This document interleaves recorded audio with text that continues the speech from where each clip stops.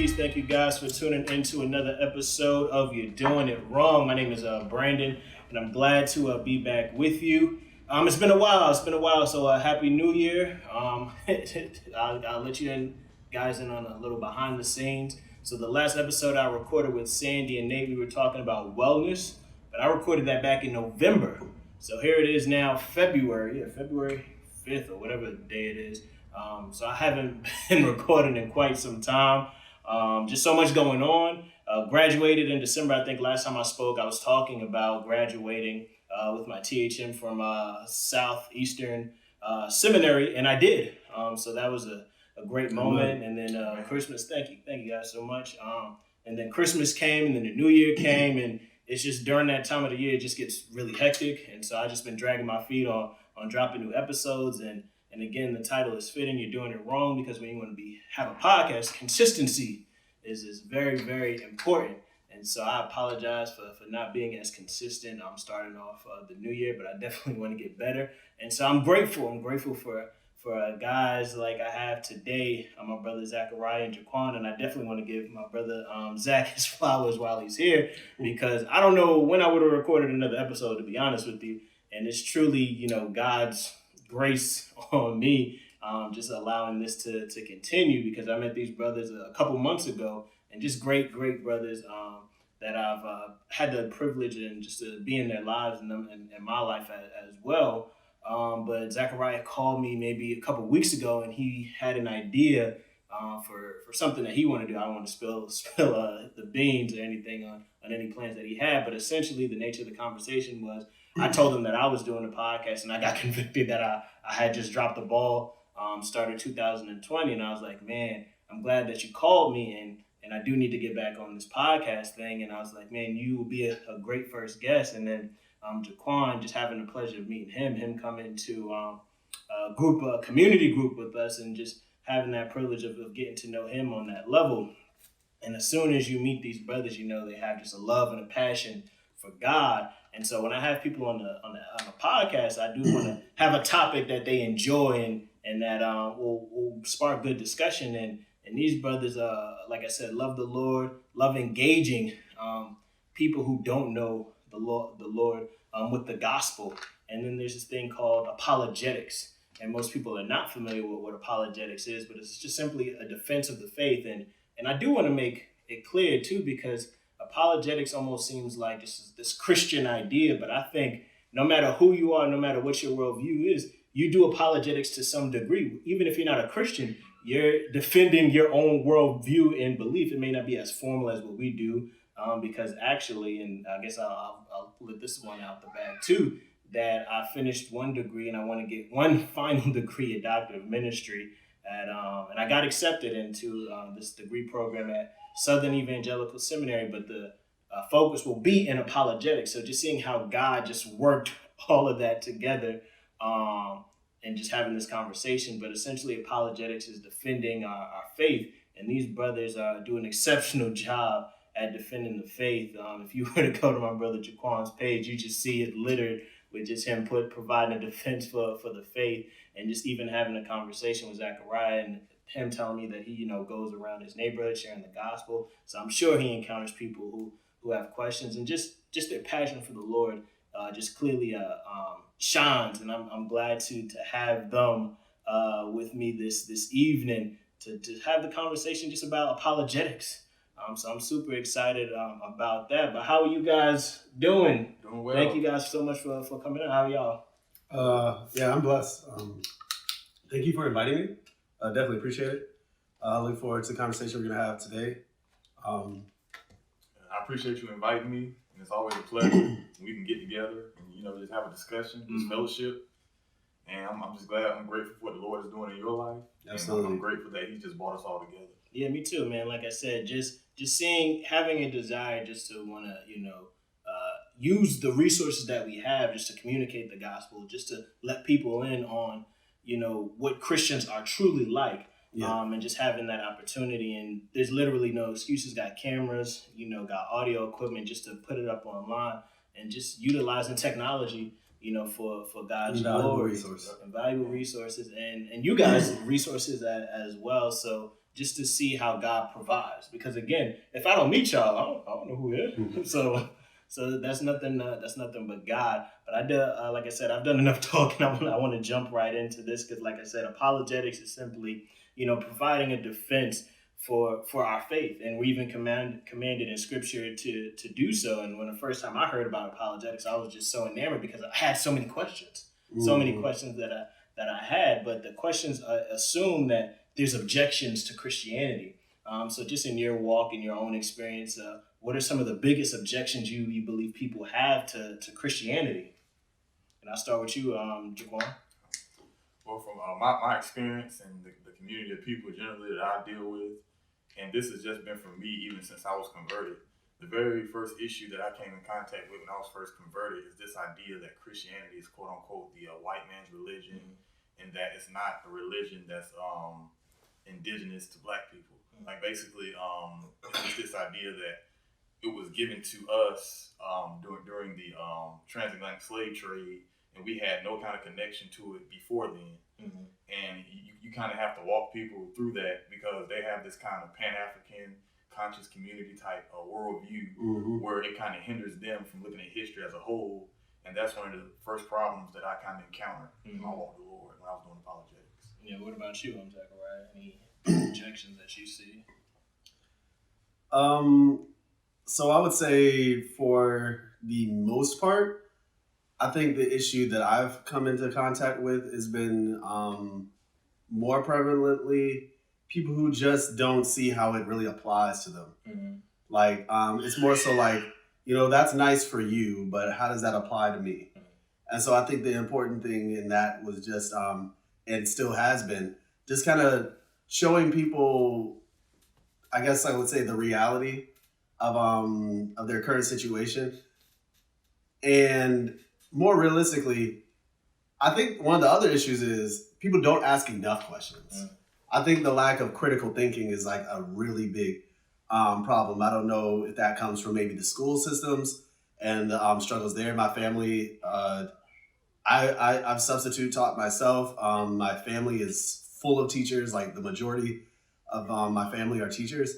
And oftentimes critical thinking is not something that's expressed enough in school systems, oftentimes because unless you go to like a private school or a charter school, most of them, they're just teaching you the test. To be honest, we can even attest to that in some of our universities nowadays, where it's mainly just trying to get scores because that's where they get funding from.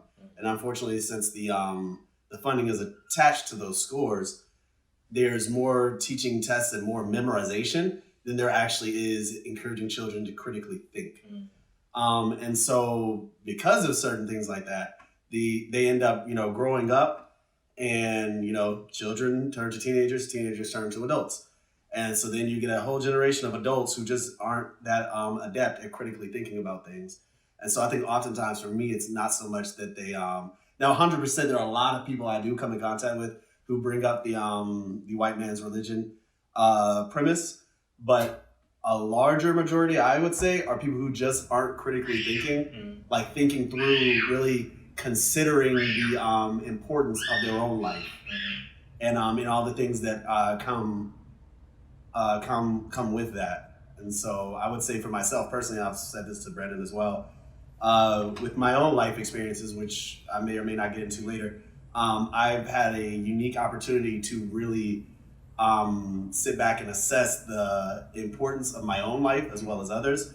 And that's encouraged me to do a lot of critical thinking. I'd like to end my statement off, opening statement with just this one more piece, if you can give me a second. All right, here it is. This was something I read and I thought it was invaluable. And in the line of critical thinking, it says this. And this is from a lot of people who are Christian are probably coming with this as well. The value of truth. So the statement was, my Muslim friend caused me to seek truth. My Hindu friend caused me to speak truth. My postmodern and atheist friends caused me to love truth. Seek, speak, and love. Because, like I said, in times like this, and that's for me and possibly a lot of us too, the objections to Christianity are oftentimes the things that motivate us to seek to speak about and to love what truth really is.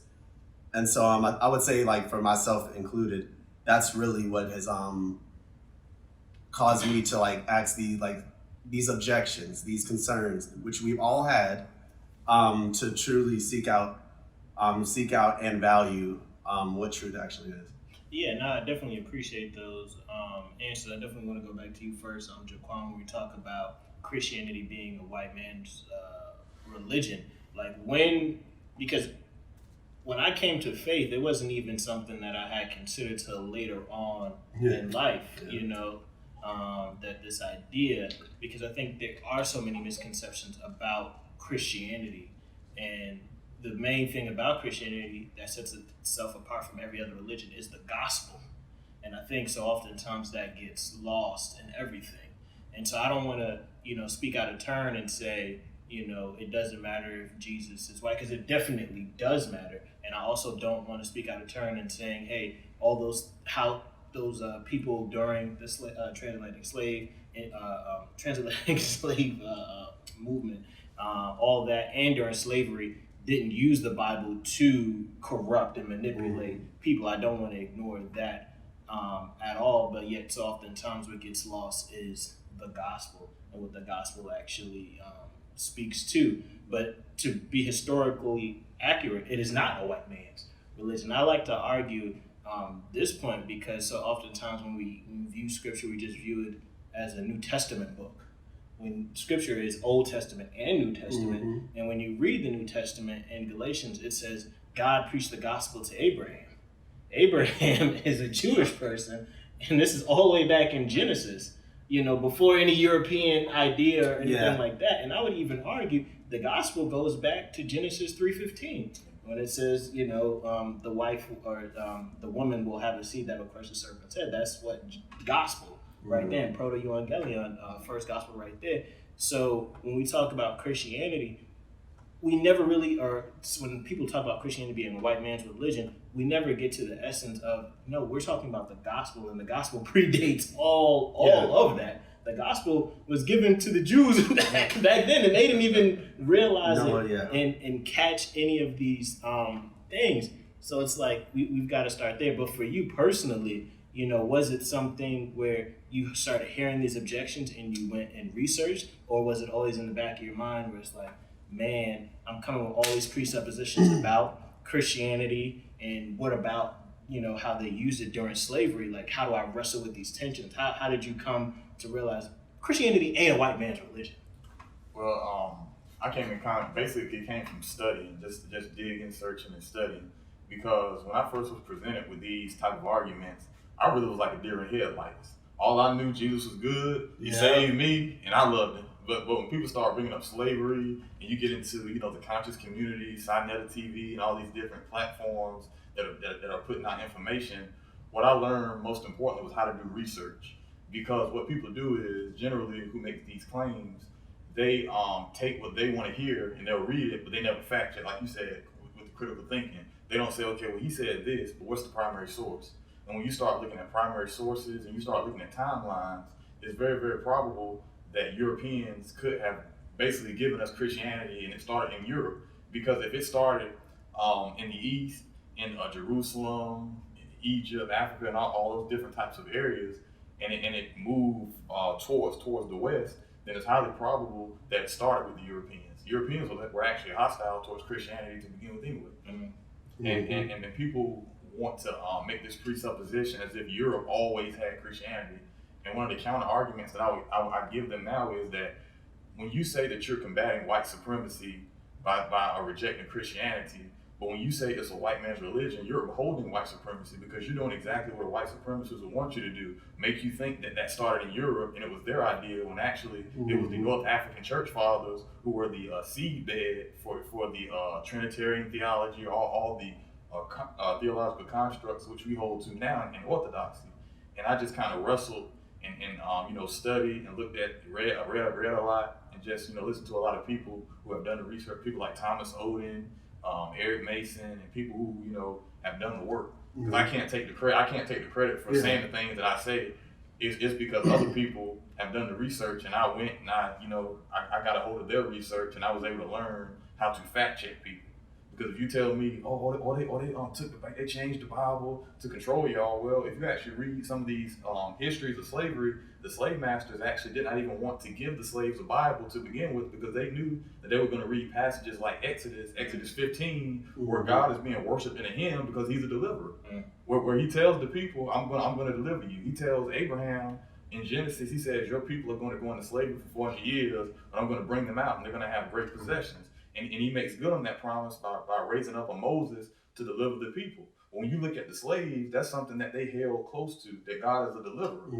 You would not have had the Underground Railroad if it weren't for Christianity. You would not have had the abolitionist movements if it was not for Christianity. They talk a lot about Black Wall Street and all of these things. Christians were there at Black Wall Street. Where was the conscious community? Where was the Nation of Islam? Where were the ancestors?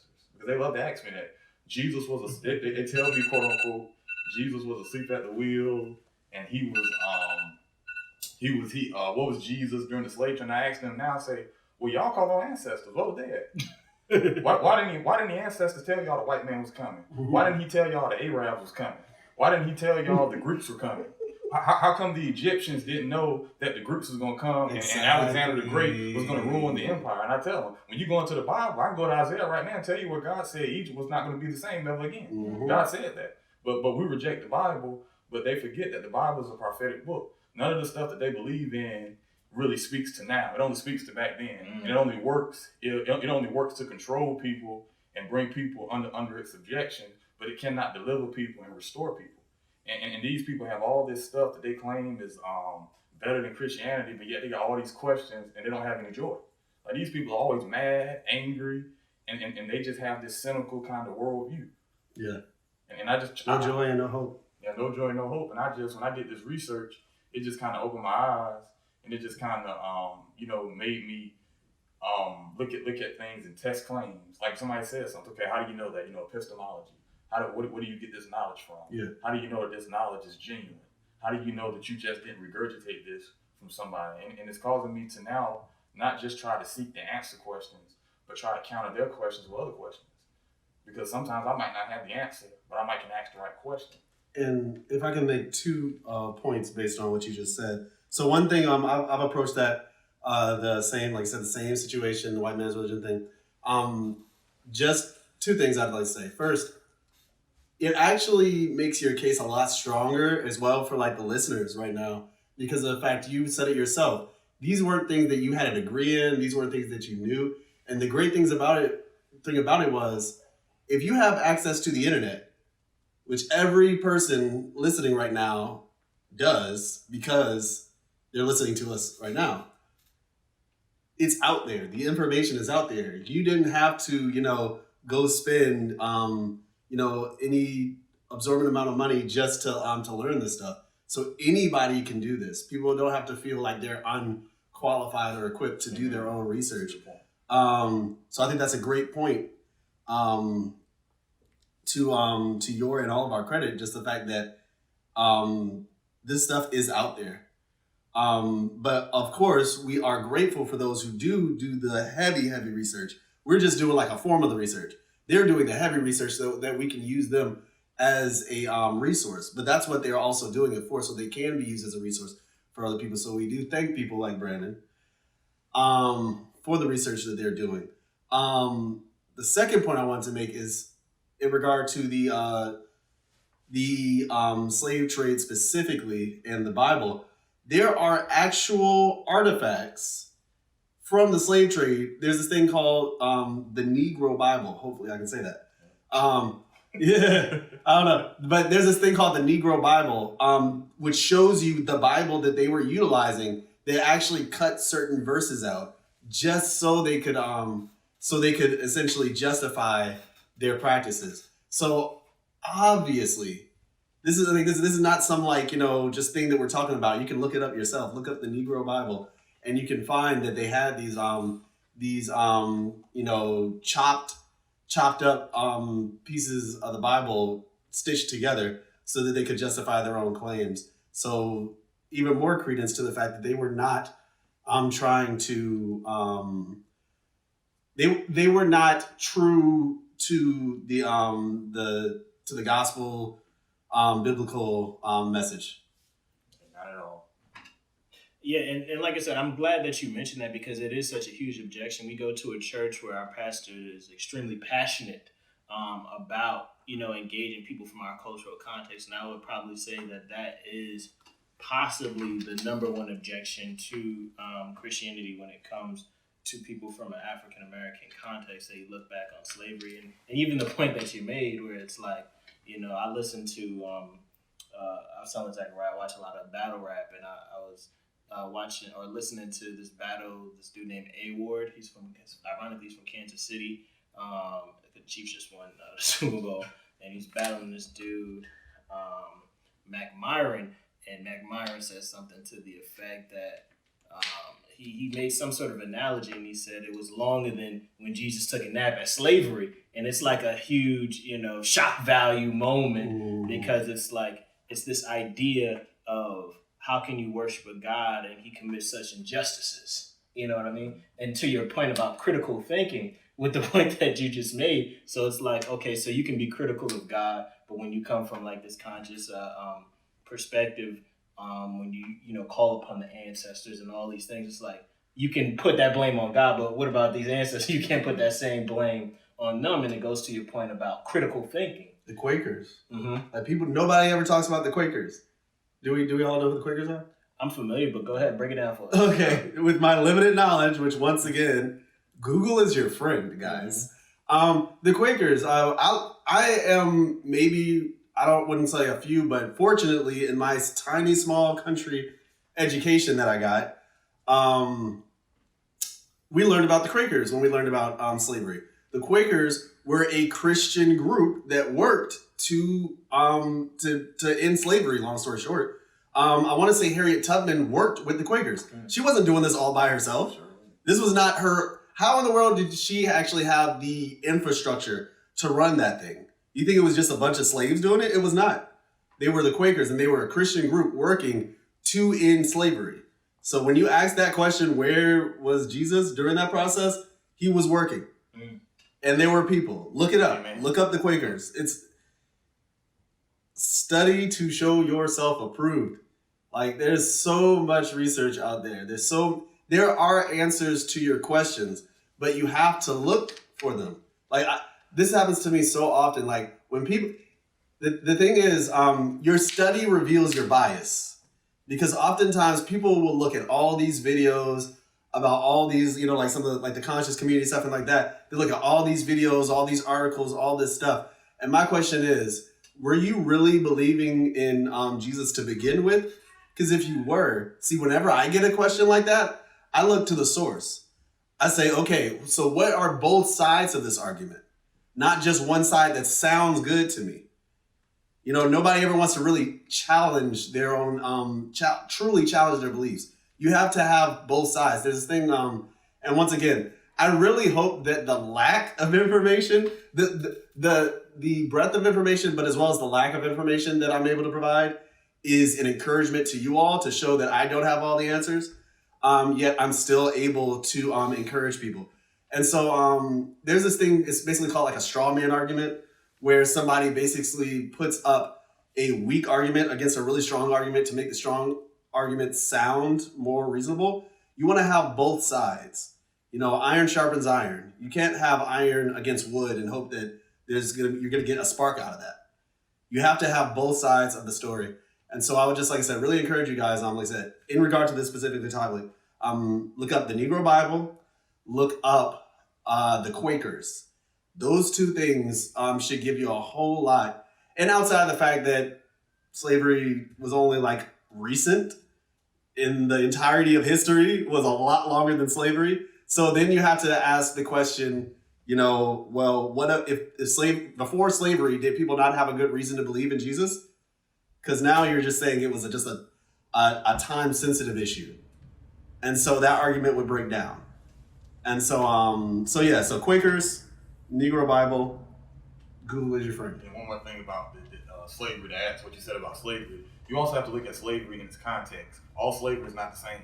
You can't just go to Exodus and just because it says something about slaves, we assume that it's talking about the transatlantic slave trade. We cannot go to Colossians chapter 3 when it says slaves obey your masters and think it's talking about transatlantic slavery, because you have what was called indentured servitude. Wow, keeps going up every time I speak. I know, man. We have this thing called indentured servitude, where I think it's in the Greco-Roman period, people would work for masters to like a job, like a job to pay off a debt or to make sure that they're straight, like as a livelihood. And in the book of Exodus, when people had slaves, it was actually wrong to beat them. It was wrong to kill them. It was wrong to mistreat them. In the book, I think it's Exodus chapter 20 speaks on that. And if you actually read Colossians chapter 3 in its context, it actually holds the slave masters accountable for how they treat the slaves. So if the Bible was for transatlantic slave trade, slavery, then why would the Bible tell slave masters how to treat slaves and tell the slave master they're going to be held accountable if they kill the slaves? And then also in 1 Timothy chapter 1, it talks about how God is going to punish enslavers, kidnappers, and all these different types of people. So if God is going to punish enslavers and kidnappers, why would the Bible affirm transatlantic slave trade, slavery? Just because we see a word does not mean that the definitions of words change over time. Isn't that called a genetic fallacy? I'm not familiar I'm sure with the this term. is some type of fallacy. It's a logical fallacy. Like you're trying to make the meaning of a word apply to be the same for all contexts, and it's not the same. We see that word slavery, and just because of our experiences or certain triggers in our mind, we automatically want to read that. Context is the word. Like the word gay. The word gay back in a medieval time frame, if you look up the history, like when you ever look up a word from the dictionary, look at all those little things under it where it says like, Latin or whatever, and you'll see the origin. And like the word gay means a totally different thing now than it did back then. Back then the word gay meant happy.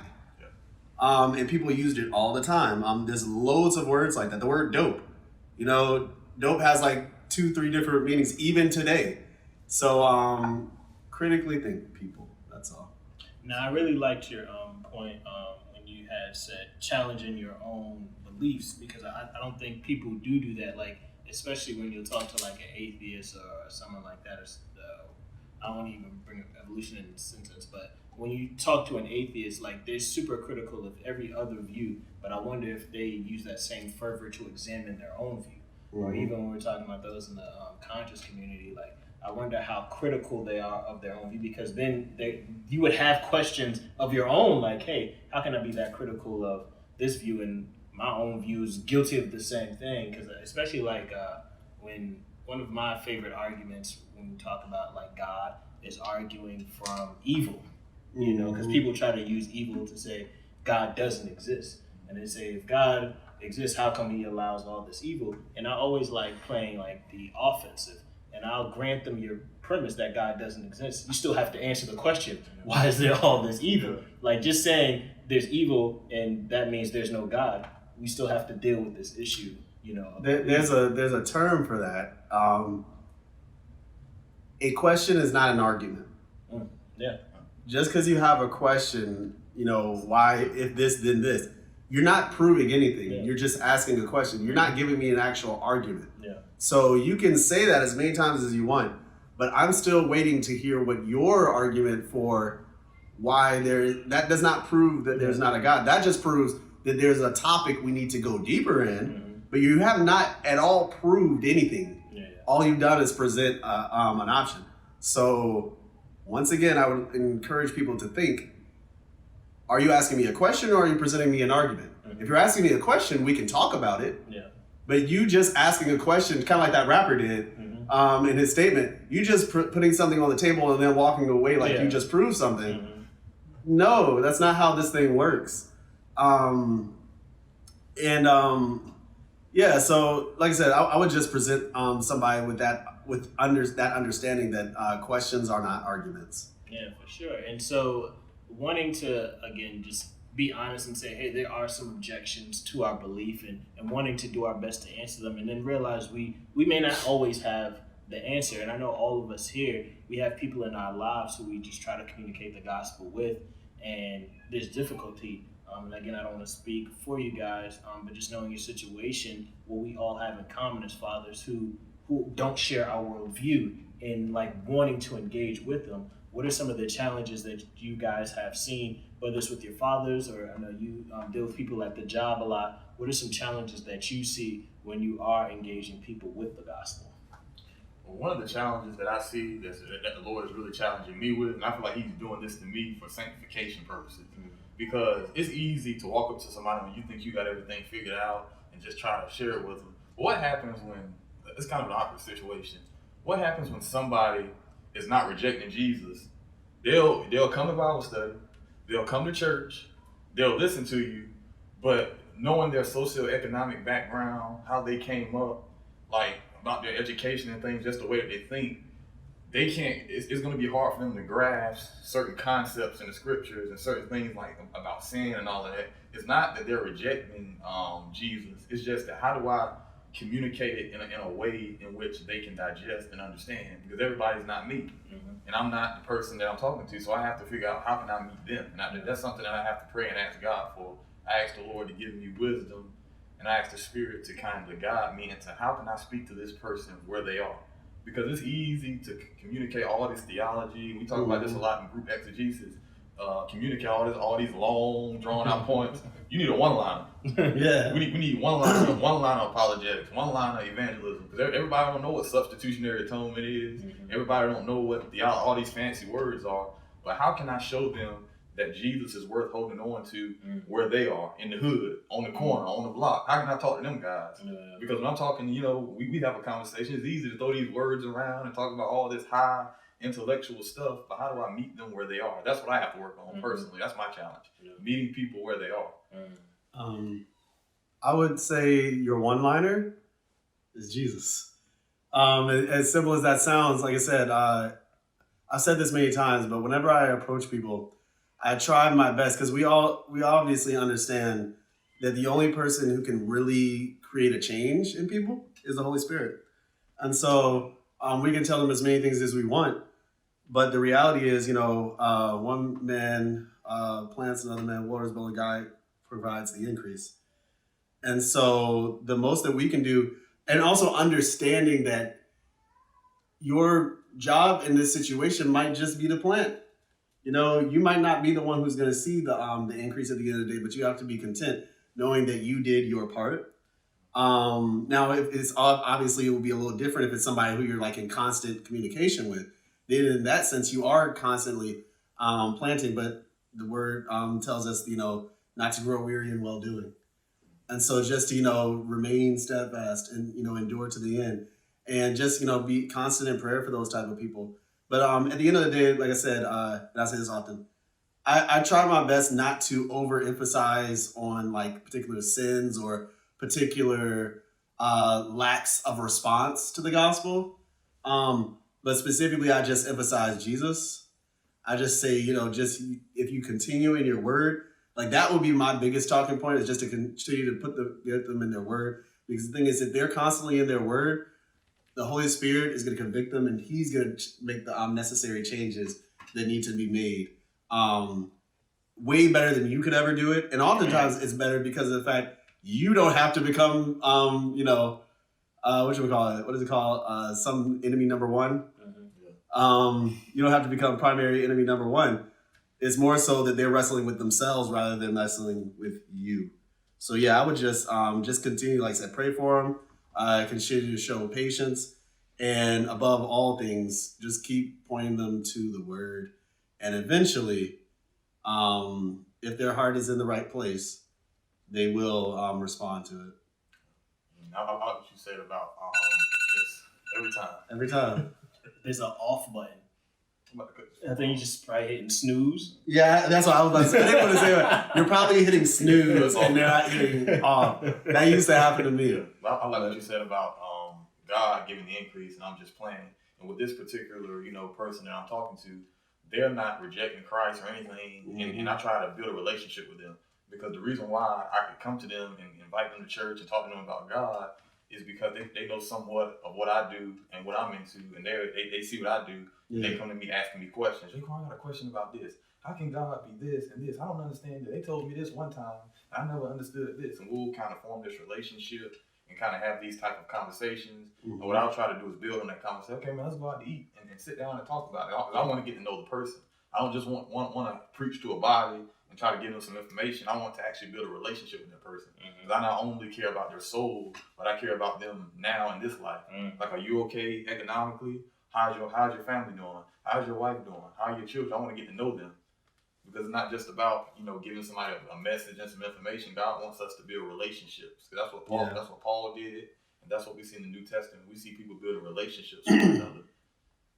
Yeah, 100%. I feel, because what I was going to say is a challenge for me is just exercising discernment, because we usually, approach the gospel in certain extremes. We have that view where all I do is just give someone the gospel, but I don't care anything about their well-being. Or then we have someone who just thinks, handing out some food is sharing the gospel. And it's like, when you read scripture, they go hand in hand. It's not either or. And so discernment is like, because, there's this idea, you got to be friends with someone before you share the gospel. Or, man, as soon as I see them, I need to hit them with the gospel. And I think it's discernment. There may be situations where you may be given, hey, God is saying, hey, share the gospel with this person right now. And then there's other situations where, like at work, like for all intensive purposes, I'm going to see you on a weekly basis, so I want to be able to build this relationship with you and use discernment. And when doors and opportunities do open, then I'll go and I'll share the gospel with you. But it is a challenge because it's easy just to like sit back and just relax and coast, and not realize how urgent things are, and we see how urgent things are. And again, when I had this podcast, I didn't always want to talk current events or things like that, but there are certain times that there are issues that happen in current events that are so big that it's hard not to talk about.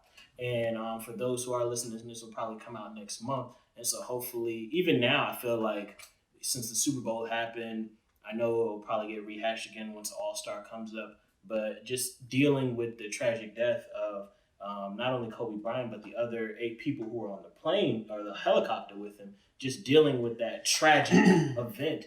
And then also, how do we properly mourn? How do we properly grieve?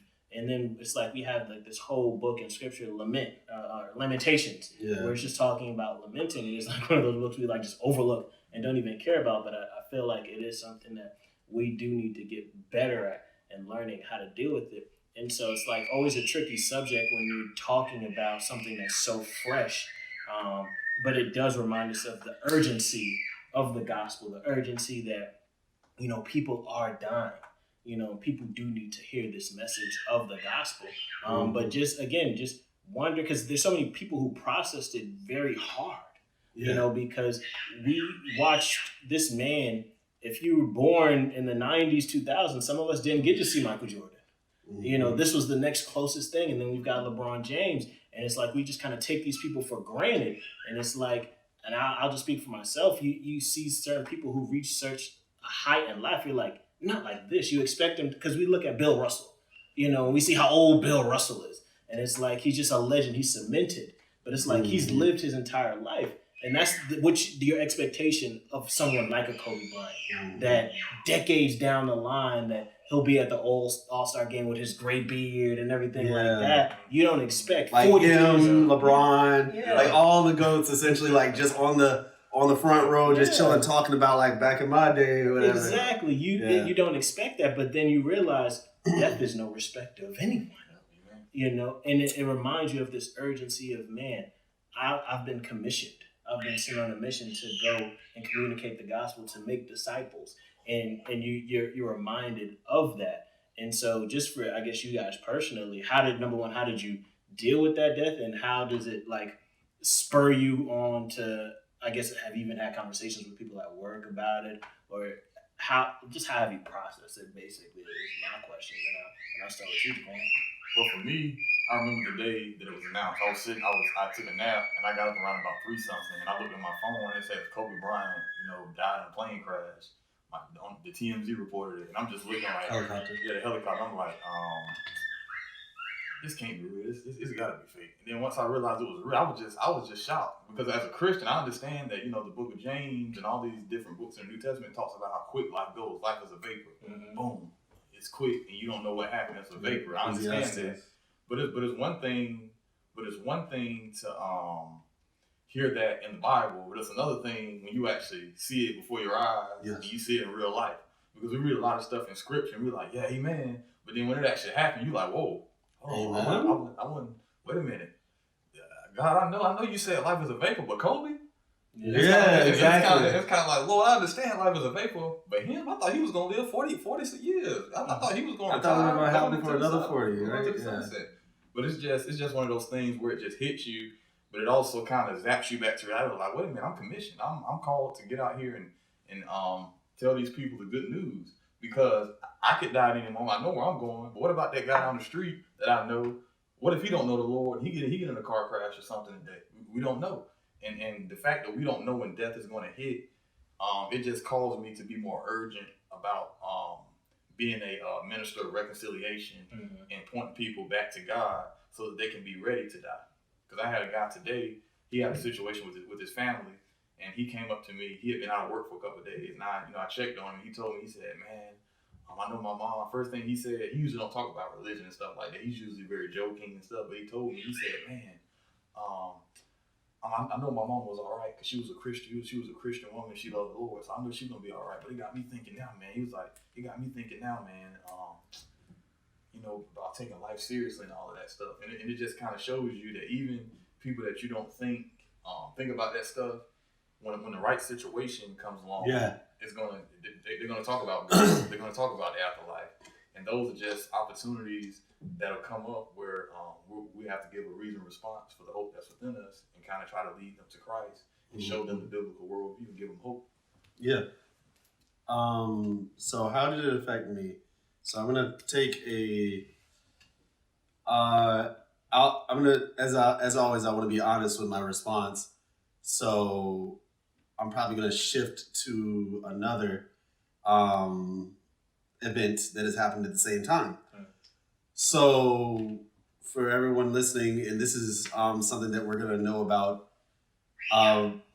possibly not as long as Kobe, but it's definitely going to be something that's to some degree cemented in history. So this happened, and the way I found out about it was because I'm sure for everyone listening, we all have heard something at least about this new virus going around called the coronavirus, and started in China, as we understand, and it's been spreading worldwide. It's currently at pandemic level. The Global Health Organization, declared it a worldwide emergency. And with that, myself in particular, as I alluded to a little bit earlier, I have some a health condition that I deal with on the daily. And whenever something like this comes out, I'm very careful and cautious to be aware about its effect on myself, and as well as those of my friends and family. And so I was constantly checking news about it. Every day new news was coming out every day, almost every 3 to 4 hours. So I wake up in the morning as I'm checking every day, and this time I'm used to seeing my feed flooded with my YouTube feed flooded with news of the coronavirus. Then I see Kobe Bryant and the other 8. I see the news about the helicopter crash, and I seriously did not realize how it was so bizarre. I didn't even recognize it as real at first. It took a little bit of research within that next 2 to 3 minutes to see oh my, this is real. And as you know, and then I saw I went to Facebook and I saw everybody started talking about it, maybe a 30 minutes later, because I saw it probably 10 minutes after it was reported. Because I said, I'm constantly checking.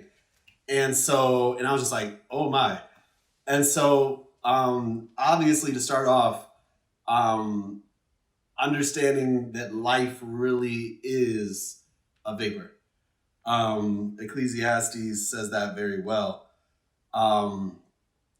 And the more, if I were to be with as much respect as I can give to Kobe Bryant and his daughter, as well as the others on the helicopter, all life is significant. And I say that to say that at the same time with the coronavirus, currently the numbers are being updated daily, but it has affected millions upon millions of people. The entire city of Wuhan, China, where it started, was affected. And those people are unfortunately dying in mass numbers. It's like it was 500 and something yesterday. It's probably a lot more today. And, there's this saying, one person is, I can't remember exactly, I'm paraphrasing here, but it's like one person is a tragedy, 100 people is a statistic. Oftentimes we respond a lot heavier to one person than we do if like a lot of people die. And the reality is,